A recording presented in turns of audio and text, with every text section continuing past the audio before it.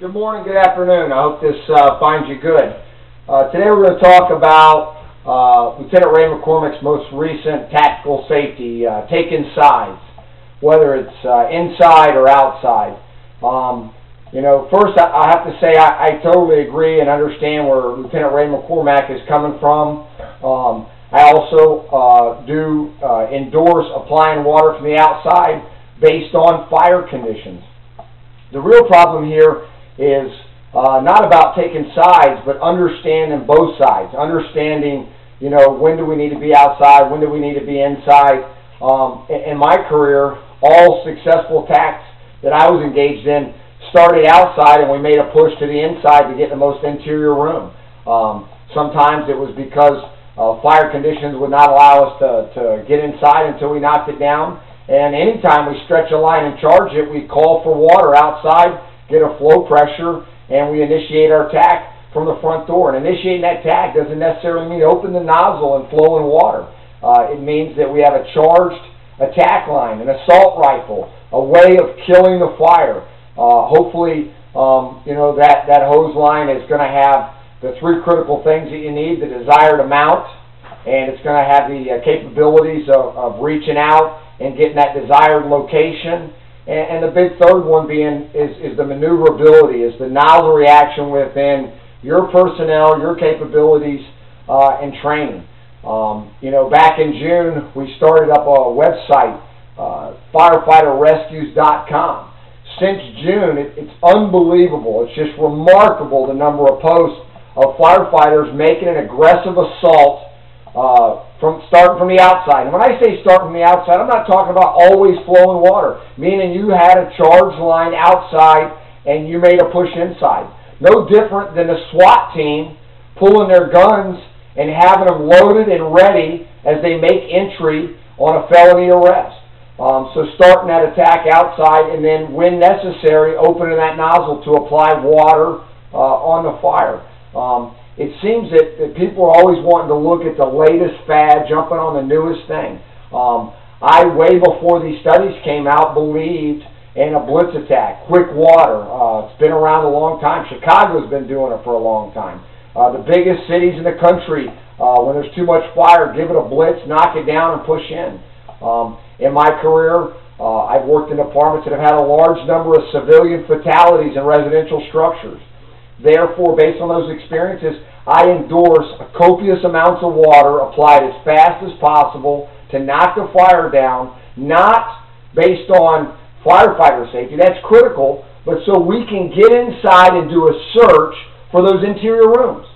Everybody's jumping on these UL tests about what the water does or does not do, and I agree and understand the test, and I believe in science. I think you're being ignorant if you don't study and read up. I've taken all the online tests offered on UL, phenomenal stuff, but I don't just forget about the water. How about in the test where they talk about the door of opportunity? How about in the ATF Downing Street reenactment of the fire in Baltimore County? Looking at those rooms where the door was shut. Those rooms, if they're occupied by civilians, do you want them to die from loneliness? Because you shot water outside, not as UL recommends, for seconds, 12 seconds, maybe up to 22 seconds, I think is the most that was in that UL study. And Steve Kerber says it multiple times. You still got to get in there because the fire's coming right back at you. So we have to get inside and not just take advantage of the other stuff about water application, but take advantage of that interior closed door where that civilian might be waiting for you to make that advance, make that push, get the interior rooms that cannot be suppressed by water applied from an exterior position through a horizontal opening. So, these tests are great.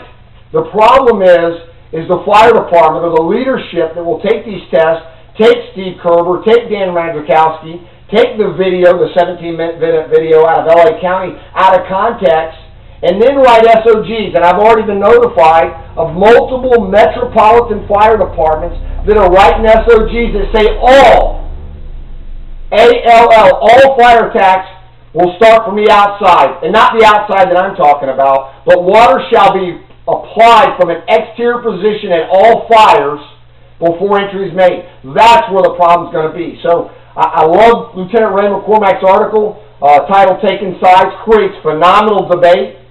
For somebody to become the President of the United States, there's a debate. We have Democrats. We have Republicans. It creates a checks and balances. The thing is, you need to check your type A personality at the door and focus on the fact that if you're reading this, then you're a leader of the fire service. You're a mover and a shaker. You're a change agent, and your job is to make sure that you train people about both sides. That it's not about just inside. It's not just about outside. It's about starting outside and finishing up on the inside. And the only time you're not going to finish up this fire attack on the inside is when structural stability will not allow you to. But most bread and butter fires, residential structures, private dwellings, PDs, ranches, whatever terminology you want to use based on what part of the country you're from, that's where civilians are dying. In the thousands every year. In the last 10 years, over 30,000 civilians have died in ones and twos in residential structures. We are saving civilians' lives by making aggressive interior attacks, putting water on the fire, and then conducting rapid truck searches to save lives. There's a lot more civilians being saved than there are firefighters dying in private dwellings. And we need to push forward, or if the public finds out, they will disown their neighbor that's a firefighter because they know that they get a high-risk pension because their job is dangerous. So if we continue to make a push to make this as safe as a local school teacher, then our pensions ought to be same as a local school teacher.